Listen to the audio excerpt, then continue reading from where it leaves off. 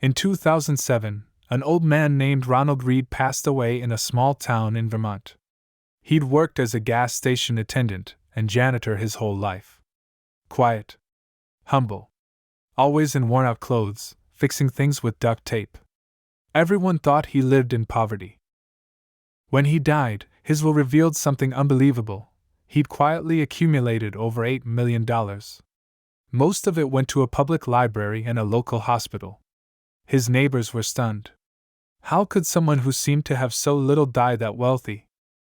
The answer? Ronald Reed never played the comparison game. He didn't care about looking rich. He never chased status. He simply lived below his means, invested smartly, and avoided the mental traps that make most people feel broke, even when they aren't. Today, millions of people have great jobs, big houses, fancy cars, and yet, they constantly feel behind. Anxious. Inadequate. Like they're missing something. And the question is, why? The reason lies in two invisible psychological traps: social comparison and the hedonic treadmill. Together, they distort your sense of progress and keep you feeling poor, regardless of your actual wealth. Social comparison means you measure your life based on others. You get a raise, feel great, until your friend buys a new car. You love your vacation, until someone else posts a luxury trip to Italy. It's endless.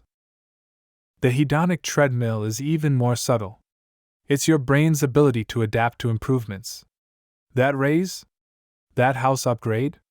It excites you briefly. Then your brain resets. The new normal kicks in. And you crave more. These two forces, comparison and adaptation, combine to create a dangerous loop.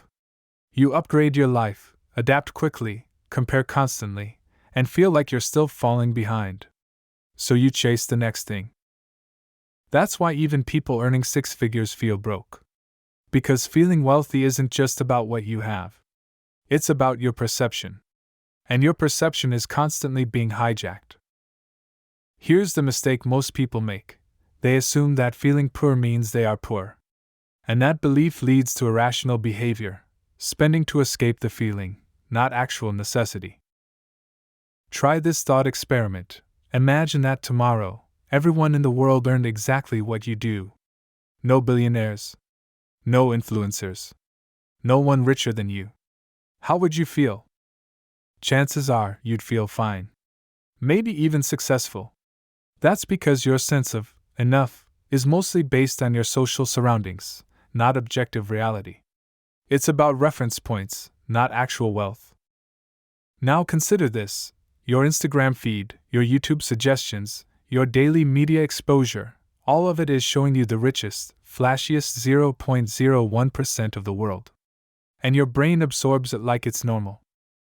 You see the $300,000 watch, the luxury villa, the hustle mindset, captions with jets in the background, and suddenly, your own life feels average. Not because it is, but because the reference point shifted. And this is where the real damage happens. You start playing a game you didn't choose, with rules you can't win. The finish line keeps moving, and your peace of mind disappears. This is the hedonic treadmill in action. You work harder, earn more, upgrade your lifestyle, but your satisfaction stays the same. Because your brain resets the baseline. Again and again. So what's the solution? It's not just about earning more, it's about seeing more clearly. Understanding how your mind works, and taking back control of what you compare, what you chase, and what you value. Here's the brutal truth: if you don't define what rich means to you, the world will do it for you. And their definition will always be just out of reach.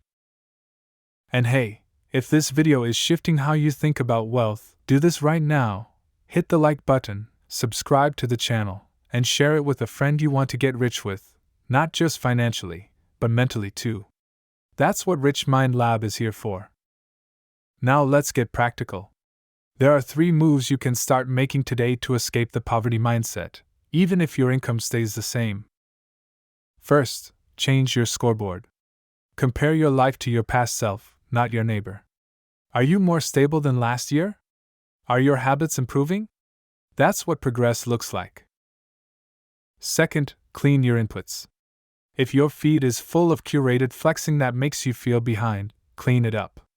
Unfollow. Mute. Or at least stop using other people's highlights as your measuring stick. Third, practice strategic gratitude. Not cheesy affirmations, but real awareness. Look around: food, shelter, access to opportunity, freedom of choice. That's wealth. But it only counts if you notice it.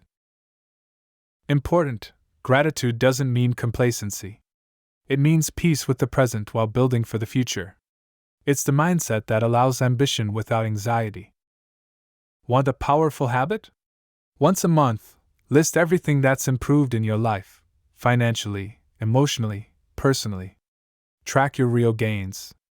Reread it when you feel stuck. It resets your brain to reality. But here's the catch: knowing all this isn't enough. You need to build your environment around it. That means curating your relationships, content, and goals based on your definition of a rich life. Because when your inputs change, your thinking changes. And when your thinking changes, your behavior follows. That's the path to real transformation, not more hustle porn. Most people say they want more money. But what they really need is fewer distractions, less noise, and a clearer sense of what enough really means to them. Picture this: one person earns $10,000 a month, lives simply, sleeps well, has free time, reads books, and feels grateful. Another earns $100,000, but is burnt out, drowning in debt, and always feeling behind. Who's actually richer? True wealth isn't loud. It's not about showing off. It's about freedom, security, clarity. It's about being able to stop chasing when you choose, not because you're exhausted, but because you've arrived. Ronald Reed never posted a jet selfie. He didn't wear designer brands. But he lived in peace, helped others, and left a legacy. That's wealth, quiet, deep, and real. And here's the takeaway: the goal isn't to look rich. It's to feel rich. And that feeling doesn't come from what you buy. It comes from how you think, what you value, and what you focus on. This isn't about settling. It's about breaking the illusion that you need to keep chasing forever. It's about stepping off the treadmill and reclaiming your attention.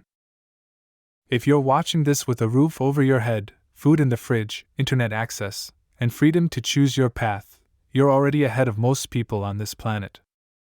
But your brain will try to forget that. It'll show you someone with more, and more, and more. Unless you fight back, with clarity, intention, and your own scoreboard.